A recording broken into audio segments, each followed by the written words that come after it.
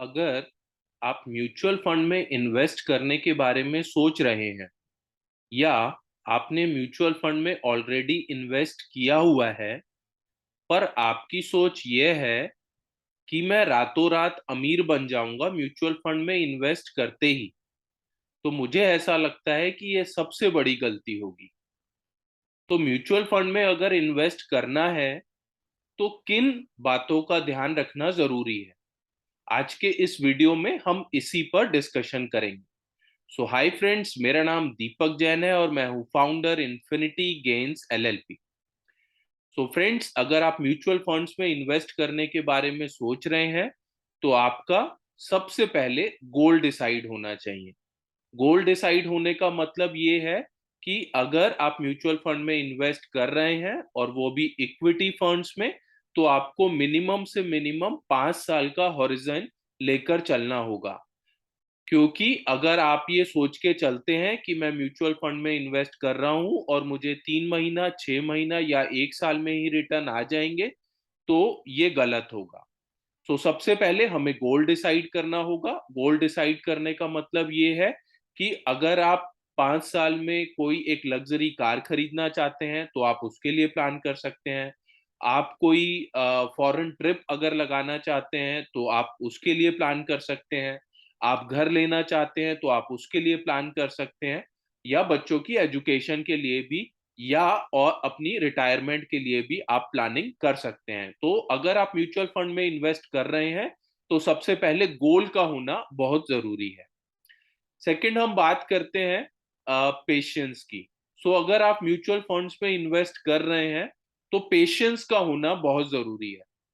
Routine में ये देखा जाता है कि जब भी म्यूचुअल फंड्स में इन्वेस्ट करते हैं तो डेली बेसिस पर म्यूचुअल फंड की स्टेटमेंट को ओपन करके देखा जाता है। मार्केट बढ़ी है तो म्यूचुअल फंड बढ़ता है, और जब मार्केट घटती है तो म्यूचुअल फंड के प्राइजेस में, एनएवी में डिप भी आता है। और ऐसे में होता यह है कि डिप देखकर हमारा जो साहस है या जो पेशेंस है वो लूज होता है। फ्रेंड्स, अगर मैं आपसे बात करूं, जब आप एक बैंक की एफडी में इन्वेस्ट करते हैं जो कि 8 साल, 8.5 साल, 9 साल या 10 साल के लिए होती है, तो क्या आप उसको रोज ओपन करके देखते हैं? अगर आप रोज उसको ओपन करके नहीं देखते तो आप म्यूचुअल फंड की स्टेटमेंट को भी डेली डेली ओपन करके मत देखिए। नेक्स्ट हम बात करते हैं सेकंड टिप की। वो है डिसिप्लिन। सो डिसिप्लिन का मतलब ये है कि अगर आप सिप के थ्रू इन्वेस्टमेंट कर रहे हैं, यानी सिस्टमैटिक इन्वेस्टमेंट प्लान के थ्रू, तो आपको बहुत डिसिप्लिन मैनर में ये इन्वेस्टमेंट करनी होगी। क्योंकि अगर आपने बीच में अगर ये डिसिप्लिन तोड़ा तो जो बेनिफिट्स आपको म्यूचुअल फंड में लॉन्ग टर्म में मिलने मिलने वाले हैं वो आपको नहीं मिलेंगे। तो डिसिप्लिन का होना बहुत जरूरी है। नेक्स्ट हम बात करते हैं थर्ड टिप की, वो है एडवाइजर। सो आज सिस्टम ये है कि आज हम नेट पर जाते हैं और वहां से सर्च करते हैं कि कौन सा म्यूचुअल फंड अच्छा चल रहा है और हम उसमें इन्वेस्ट करते हैं। फ्रेंड्स, मेरा हमेशा से मानना यह है कि एक अच्छा एडवाइजर जो कि सालों से इस फील्ड में काम कर रहे हैं, वो आपको एक अच्छी सलाह दे सकते हैं, और अगर आप उनकी सलाह से इन्वेस्ट करेंगे तो आपको श्योर शॉट अच्छे प्रॉफिट्स और आप अपने गोल अचीव कर पाएंगे। इसमें मैं बहुत सिंपली ये भी कहता हूं कि जब भी अगर कभी फीवर होता है तो फीवर के लिए हम डॉक्टर के पास जाते हैं, ना कि गूगल पे सर्च करना अच्छा होता है कि कौन सा मेडिसिन ले। तो एडवाइजर हमेशा जरूरी होता है क्योंकि वो एक्सपर्ट हैं इस फील्ड के। फोर्थ टिप की अगर हम बात करें तो वो है प्लानिंग। सो प्लानिंग में अगर मैं आपको और डिटेल में बताऊं तो प्लानिंग का मतलब ये है कि अगर आपने 5 साल के लिए एक सिप को स्टार्ट किया, तो आप हर साल उसमें 10% या 15% के हिसाब से आप उस सिप को नेक्स्ट ईयर ऑनवर्ड्स बढ़ा भी सकते हैं, अपनी रिक्वायरमेंट के अकॉर्डिंगली या अपने गोल अचीवमेंट के अकॉर्डिंगली। कन्विक्शन, यस, कन्विक्शन की बात यह है कि अगर हमें अपने गोल को अचीव करना है तो कन्विक्शन हमें पूरी होनी जरूरी है। रूटीन में देखा ये जाता है कि हम अपने फ्रेंड या रिलेटिव से डिस्कशन करते हैं और सुनने में ये आता है कि यार मेरा तो म्यूचुअल फंड में पैसा मैंने इन्वेस्ट किया था पर वो तो डाउन कर गया। सो आपको फेथ रखना जरूरी है। आज की डेट में अगर मैं 2022 में है और हम अगर 2030 तक की बात करें या अगर मैं और 2047 यानी 2047 की बात करूं, तो अगले 25 साल जो कि अमृत काल के हैं, वो इंडिया के हैं। ये हमें मानना पड़ेगा और इस पर हमें फेथ भी करना होगा कि यस, इंडिया इज ग्रोइंग और आने वाला जो समय है वो इंडिया का ही है।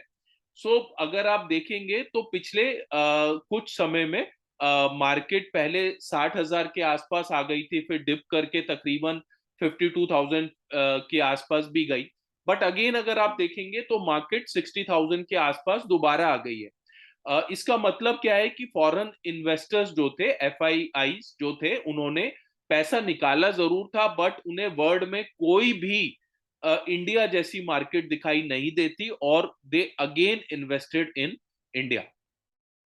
कॉन्टिन्यूटी की बात करते हैं तो कॉन्टिन्यूटी का होना बहुत जरूरी है।